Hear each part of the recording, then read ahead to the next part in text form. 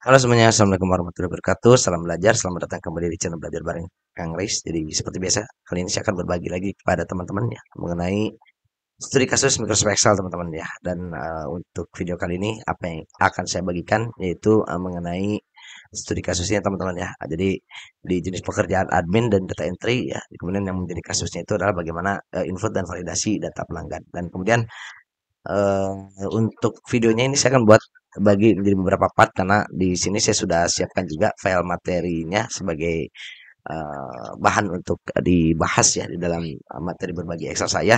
Jadi, untuk datanya itu saya sudah punya tabel model seperti ini teman-teman untuk latihannya, model latihannya. Jadi di sini tujuannya adalah bagaimana kita memvalidasi atau membatasi data input yang masuk ke dalam Microsoft Excel teman-teman ya. Jadi itu bisa menggunakan namanya fitur validasi. Jadi ini ada kasus di mana kita untuk inputan data itu nggak boleh sembarangan ya teman-teman. Misalkan kalau untuk yang part satu ini saya akan mencontohkan bagaimana kita menulis nama di sini ya nggak boleh pakai angka kan kalau normal begini kan kita bisa misalkan Raden 123 ya. Sorry ini karena masih ada data validasinya ya. Sebentar, saya hapus dulu untuk data validasinya. Nah, ya, gitu aja. Nah, ini untuk any-nya, any value aja. Jadi kan kalau kita awalnya itu misal begini, 1, 2, 3 ya, otomatis kita bisa masukin ya. Nah, tapi kalau kita menggunakan validasi, maka kita nggak bisa sembarangan masukin nama, misalkan ada angkanya atau misalkannya kita tulis Raden underscore Wira, misalkan begini ya. Nah, itu akan dibatasi ya. Itu ada di kasus input data invalidation. Nah, caranya bagaimana? Kita langsung ke praktiknya aja teman-teman ya. Jadi di sini saya sudah sediakan tabel praktiknya teman-teman. Di mana untuk tabel praktiknya itu ya modelnya sederhana seperti ini aja. Dan untuk part satu saya akan membahas bagaimana memvalidasi supaya nama input nama di sini itu tidak bisa sembarangan, hanya bisa karakter, huruf saja dan juga menggunakan misalkan tidak bisa menggunakan angka gitu ya teman-teman. Nah, caranya di sini saya sudah siapkan materinya teman-teman. Jadi materinya itu adalah kita membatasi untuk kolom input nama pelanggan ya, di mana untuk memasukkan nama lengkap pelanggan itu harus huruf ya. Kemudian tidak boleh kosong dan hanya boleh berisi huruf ya. Jadi nggak boleh ada angka gitu ya ceritanya. Nah, ini kita bisa gunakan namanya metode validasi formula dan ini saya sudah buatkan contoh formulanya. Teman-teman boleh pakai kalau memang membutuhkan. Kemudian contoh contoh kasusnya di mana kalau kita ngetik dan Wiradana itu akan valid ya. Kalau kita misalnya ngetikannya angka itu tidak akan valid. Oke, kita harus saja. Jadi ini saya copy dulu untuk formulanya teman-teman. Hasil dari pembelajaran mandiri saya. Kemudian kita masuk ke praktiknya ya, kemudian kita seleksi. Jadi untuk data validasi ini harus diseleksi teman-teman ya. Misalkan kita dibatasi untuk inputnya itu misalkan per data itu 100 file ya, berarti sampai sini ya teman-teman ya. Sampai sini kemudian kita tambahkan di sini data validation teman-teman ya. Ini kan ini ada data validation sebelumnya bekas latihannya. Ini saya buat ini evaluasi karena secara default biasanya apa namanya tuh untuk validation kriterianya itu adalah any value teman-teman ya. Jadi teman-teman bisa masukkan teks apa aja. Nah, tapi kalau kita gunakan data validasi ya ini yang custom, kita masukkan formulasinya, kemudian kita ini formulanya teman-teman boleh contek. Cuman kalau yang saya ini pakainya titik koma teman-teman ya untuk formulanya. Jadi kalau teman-teman yang pakai koma silahkan ganti dengan koma teman-teman ya. Nah, kemudian untuk di sini ada yang harus di-adjust sesuai dengan tabel teman-teman.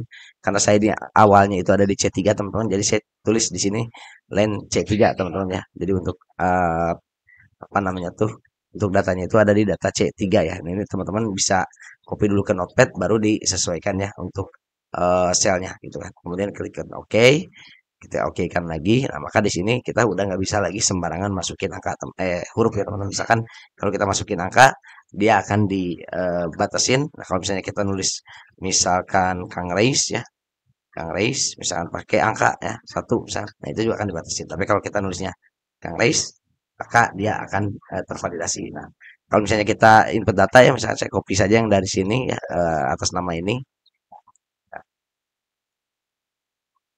kita pisahkan saja ke praktek ya. Nah, ini kan kalau apa namanya kalau kita copy paste mah begini ya, dia bisa tervalidasi tapi kalau kita masukkan sorry, kita masuk ke Excel-nya kemudian kita oh sorry tadi saya nggak kopinya nggak copy formula teman-teman ya. Jadi ini harusnya saya copy paste value teman-teman. Nah, begini ya. Jadi kalau kita masukkan ke sini, nah dia bakal tervalidasi atau tidak diperbolehkan ya untuk data ini. Ini nggak boleh pas kita copy paste nih gitu ya. Ini saya Misalkan saja teman-teman. Jadi kalau misalnya kita ini hapus, kita ketikkan di sini Sri Rahayu itu diperbolehkan, tapi kalau misalnya kita ketikkan Rahayu 123 itu baru nggak boleh. Atau misalkan kita ketikkan misalkan Siti Rahayu,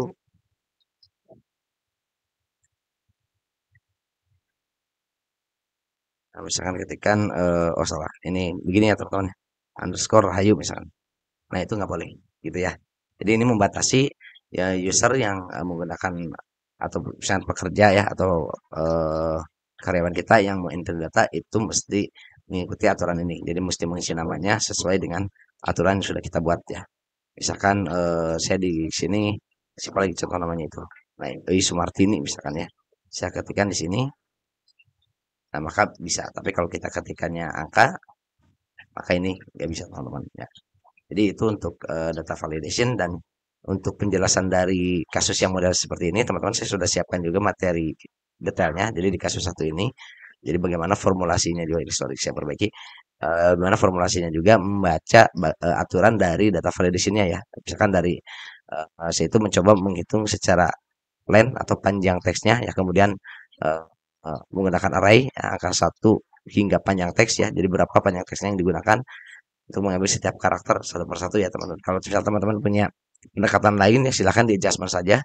Kemudian saya juga di sini menggunakan setiap karakter teks satu persatu ya. Ini saya buat seperti ini kenapa? Karena untuk data validation itu tidak mendukung formula regex ya teman-teman ya, tidak seperti pada pemrograman. Sehingga kita mesti menggunakan pendekatan pendekatan yang mungkin atau possible ya untuk kita implementasikan seperti itu teman-teman. Dan bagi teman-teman yang pengen lebih memperdalam silahkan pergunakan saja file ini untuk mendalami kasus yang dari studi kasus input dan validasi data pelanggan di Excel ini. Oke, nanti kita lanjutkan lagi ke part kedua ya. Karena di sini ada yang di hidden teman-teman. Nanti kita lanjutkan lagi untuk kolom-kolom yang lainnya. Misalkan dari kolom email ya harus ada add-nya ataupun misalkan nomor HP ya harus nomor dan juga ada ini kan nggak ada nolnya teman-teman ya. Kemudian selanjutnya mungkin dari tanggal juga ya, tanggal pembaruan data, tanggal bergabung kita validasi. Nah, itu karena untuk pembahasan studi kasusnya mengenai data validation. Oke, mungkin sekian teman-teman ya untuk berbagi kali ini untuk studi kasus yang pertama mengenai data input dan validasi data ya, data pelanggan terutama di pekerjaan admin dan data entry. Semoga bermanfaat. Saya akhiri videonya. Bila itu berkenan, wassalamualaikum warahmatullahi wabarakatuh.